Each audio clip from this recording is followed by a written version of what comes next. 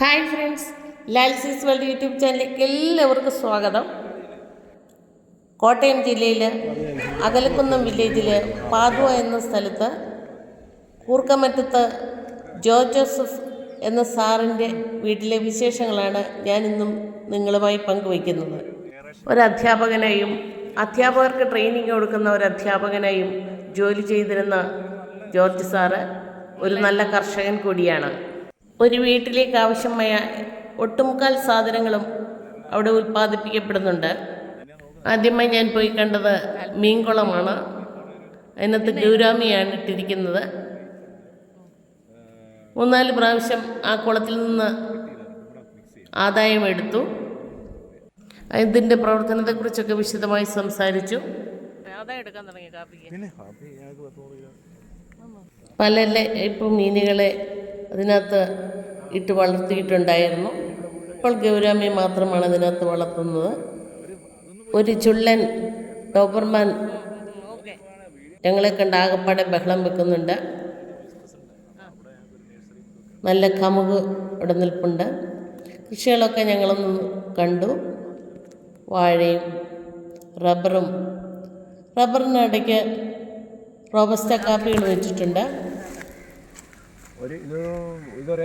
വലിയ അധ്വാനമില്ലാതെ തന്നെ നല്ല ആദായം ലഭിക്കുന്നുവെന്നാണ് അദ്ദേഹം പറഞ്ഞത്. 11 വർഷമായ റബ്ബർ മരങ്ങളാണ് അവിടെ നിൽക്കുന്നത്. അത് അദ്ദേഹം തന്നെയാണ് ടാപ്പ് ചെയ്യുന്നത്.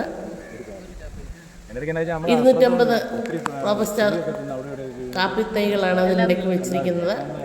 5 അടി ഉയരത്തിൽ അത് ക്രോപ്പ് ചെയ്ത് നിർത്തിയിരിക്കുകയാണ്. കാലം കഴിയുമ്പോൾ അത് പടർന്നു കയറും. എന്തൊക്കെ ചെയ്യണം എന്നെല്ലാം അദ്ദേഹം വിശദമായി പറഞ്ഞു. ഇനി അതങ്ങോട്ട് സ്പ്രെഡ് ചെയ്യും.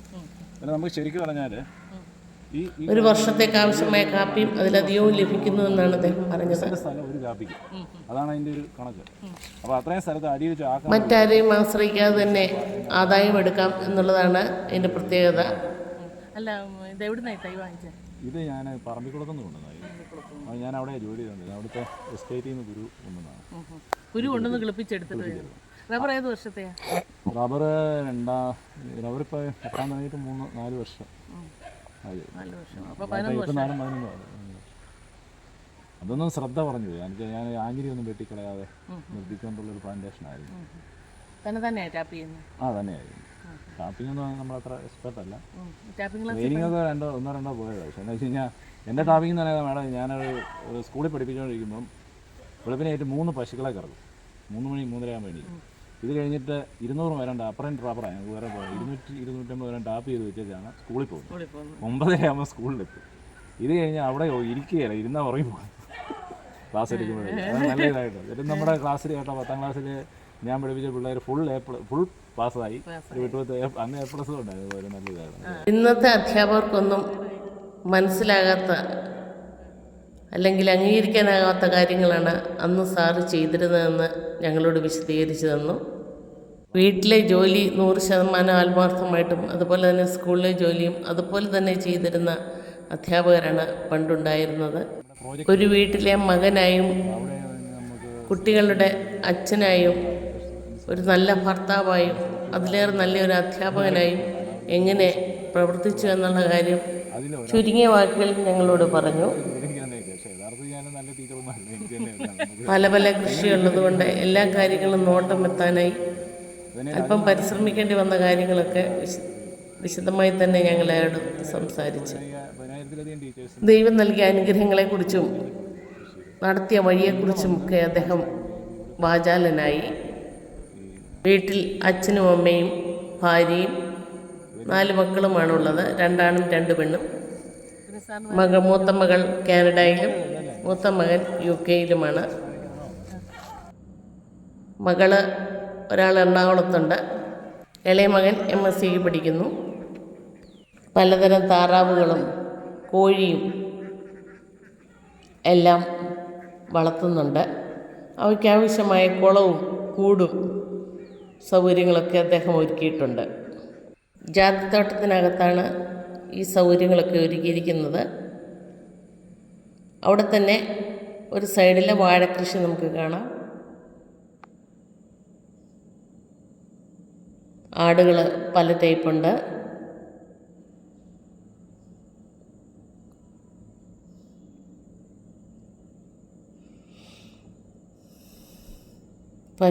പശുക്കിടാക്കളുമുണ്ട്. വേറെ ഒരു പട്ടിയുമുണ്ട്. പച്ചക്കറി കൃഷികളുണ്ട്.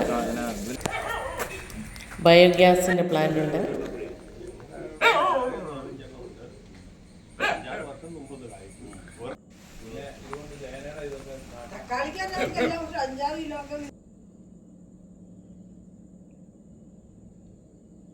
കമുകിൻ്റെ തോട്ടമുണ്ട്. ചക്ക വെട്ടി കഴിക്കുകയാണെങ്കിൽ ഈ ബ്രെഡിന് കൊടുക്കുന്ന പൈസ നമുക്ക് ലാഭിക്കാം. ചക്ക നല്ല ഗുണമുള്ള സാധനം. ഇപ്പോഴാണ് അതിന്റെ ഗുണം വരുന്നത്. അപ്പൊ നമ്മുടെ പ്ലാവെല്ലാം ഇഷ്ടംപോലെ കായ്ക്കുന്നുണ്ട്. സാറിന് എന്തൊക്കെയാ കൃഷിയുള്ളത്?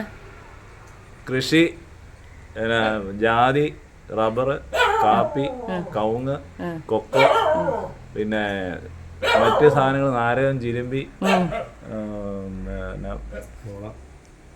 മുളയുണ്ട്, കുരുമുളകുണ്ട്, ലൂബിയുണ്ട്, നെല്ലിയുണ്ട്.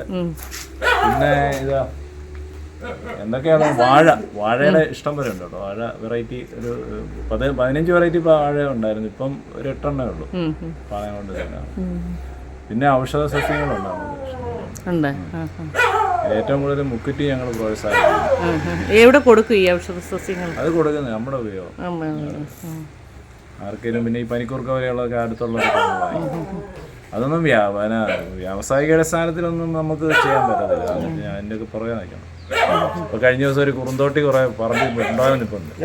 ഒരു ഉണങ്ങി കഴിഞ്ഞാൽ ഒരു 10-20 കിലോയിലും പറിക്കാൻ കാണും. അപ്പം ഞാനൊരു കടയിൽ ചോദിച്ചപ്പോൾ പറഞ്ഞു 50 രൂപ വിലയോ മറ്റോ കിട്ടും, അത് എല്ലായിടത്തും ഒരിക്കലും ഉണങ്ങി അവിടെ വെച്ചാൽ മതി എന്നൊക്കെ അവർ പറഞ്ഞു. അപ്പോൾ അത് പ്രായോഗികമല്ല. റബ്ബർ വെട്ടിയപ്പോൾ അതിനകത്ത് മുഴുവൻ കുറുന്തോട്ടി കൊടുത്തതാണ്.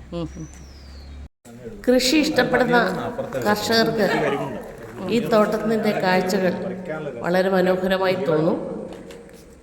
ജീവിക്കാൻ മാർഗമുണ്ടെങ്കിലും കൃഷി ഒരു ഭാരമായി എടുത്തിട്ടുള്ള ധാരാളം കർഷകരുണ്ട്. ഒരു സാധാരണ വീട്ടിലേക്ക് ആവശ്യമായ പച്ചക്കറികളും സാധനങ്ങളും ഒക്കെ തന്നെ ഇവിടെ ഉൽപ്പാദിപ്പിക്കുന്നുണ്ട്.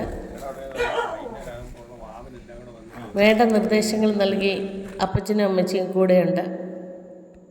ഞങ്ങൾക്കവിടെ സ്നേഹ സൽക്കാരമൊക്കെ നൽകി. അപ്പനും അമ്മയും അല്ലെങ്കിൽ ഒരാൾ മാത്രമുള്ള വീടുകളാണ് നമുക്ക് ചുറ്റും ഇപ്പോൾ കാണാൻ പറ്റുന്നത്. എന്നാൽ ഈ വീട് കണ്ടപ്പോൾ എനിക്ക് ഒത്തിരി സന്തോഷം തോന്നി. കാരണം അപ്പനും അമ്മയും മകനും മകളും കൊച്ചുമക്കളും വളരെ സന്തോഷമായിട്ട് ജീവിക്കുന്നു. അതിലേറെ എല്ലാ കൃഷികളും അവരുടെ പറമ്പിൽ എനിക്ക് കാണാൻ സാധിച്ചു. അധ്വാനിക്കാനും അത് ആസ്വദിക്കാനുമുള്ള ഒരു മനസ്ഥിതി KM ജോസഫ് എന്ന പാപ്പച്ചൻ അപ്പച്ചനും അന്നമ്മ എന്ന അമ്മച്ചിക്കും, അതുപോലെ തന്നെ ജോർജ് ജോസഫ് എന്ന സാറിനും റെജി എന്ന ആൻറ്റിക്കും അവരുടെ മക്കൾക്ക് സാധിക്കുന്നുണ്ട്. അവരെ ഓരോ കൃഷിയുടെയും പേര് സഹിതം കാണിക്കുന്നുണ്ട്. മാരക വിഷമടിച്ചു വരുന്ന പച്ചക്കറികളും മറ്റു സാധനങ്ങളും കഴിക്കാതെ സ്വയമായി നമുക്കുള്ള സ്ഥലത്തും നമ്മുടെ മുറ്റത്തുമായി ഏതെങ്കിലുമൊക്കെ കൃഷി ചെയ്യുകയാണെങ്കിൽ നമുക്ക് ഇന്ന് കാണുന്ന അസുഖങ്ങൾ പലതില്ലാതിരിക്കുകയും അതിലേറെ ആയുസ്സും ആരോഗ്യവും കൂടുകയും ചെയ്യുന്നതായിരിക്കും. ശരിയായ രീതിയിൽ കൃഷി ചെയ്യുമ്പോൾ നമുക്കുണ്ടാകുന്ന സന്തോഷവും അതിൽ നിന്ന് ആദായം ലഭിക്കുമ്പോൾ ഉണ്ടാകുന്ന സംതൃപ്തിയും വാക്കുകളാൽ വർണ്ണിക്കാനാവില്ല. ഇങ്ങനെയൊക്കെ ചെയ്യണമെന്നുണ്ടെങ്കിൽ ആദ്യം നമ്മൾ നമ്മുടെ മനസ്സിനെ ഒരുക്കുകയാണ് ചെയ്യേണ്ടത്. അതായത് കൃഷി ചെയ്യണമെന്ന് മനസ്സിൽ ഉറപ്പിക്കുകയാണ് ചെയ്യേണ്ടത്. അതിനെക്കുറിച്ച് സ്വപ്നം കാണാനും ശ്രമിക്കുക. ബാൽക്കണിയിലോ ടെറസിലോ മുറ്റത്തോ അല്ല പറമ്പിലാണെങ്കിലും നമ്മൾ കൃഷി ചെയ്തോളും. കുടുംബമായി ഇതൊക്കെ ചെയ്യുന്ന സാറിനും കുടുംബത്തിനും എല്ലാവിധ ആശംസകളും നേരുന്നു. നിങ്ങൾക്ക് എൻ്റെ വീഡിയോ ഇഷ്ടപ്പെട്ടുവെങ്കിൽ ലൈക്ക് ചെയ്യുക, ഷെയർ ചെയ്യുക, സബ്സ്ക്രൈബ് ചെയ്തിട്ടില്ലാത്തവർ സബ്സ്ക്രൈബ് ചെയ്യുക. വീണ്ടും ഒരു വീഡിയോയുമായി വരാമെന്ന പ്രതീക്ഷയോടെ നിർത്തട്ടെ. Thank you.